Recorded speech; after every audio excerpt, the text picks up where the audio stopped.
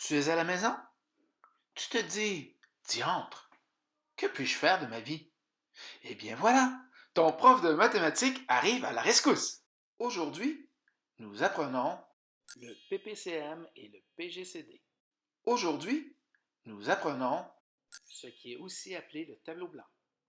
Dans l'exemple que je vous propose, nous allons trouver le plus petit multiple commun à 12 et 24. Nous allons diviser les nombres 12 et 24 autant de fois qu'il le faut par le nombre 2. Nous inscrivons la valeur en dessous de l'écriture PPCM. En divisant 12 par 2, nous obtenons 6. Nous marquons le résultat sous 12. Nous procédons de la même façon avec le nombre 24. 24 divisé par 2 nous donne 12. Et on répète l'opération. Pour le prochain calcul, nous nous apercevons que 3 n'est pas divisible par 2. Alors nous allons y placer un tiret. Nous poursuivons le calcul avec 6 divisé par 2 qui va me donner 3. Nous nous apercevons que les valeurs ne sont plus divisibles par 2. Alors nous allons chercher la prochaine valeur première qui va diviser soit un nombre ou l'autre, dans ce cas-ci le nombre 3.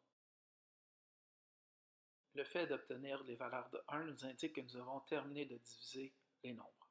Il ne nous reste plus qu'à multiplier les valeurs trouvées dans la colonne PPCM. Dans ce cas-ci, nous obtenons 24, ce qui signifie que le plus petit multiple commun à 12 et 24 est 24. Maintenant, pour obtenir le plus grand diviseur commun à 12 et 24, nous procédons de cette façon.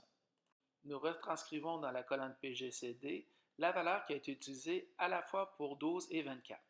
Nous recopions le 2 obtenu dans la deuxième ligne et le 2 obtenu à la troisième ligne. La troisième valeur que nous avons obtenue pour le PPCM n'a pas été utilisée par les deux nombres. Nous devons donc recopier le tiret dans la colonne du PGCD. Nous terminons la retranscription, puis nous effectuons la multiplication des valeurs que nous avons dans la colonne PGCD. Nous pouvons conclure que le plus grand diviseur commun à 12 et 24 est 12.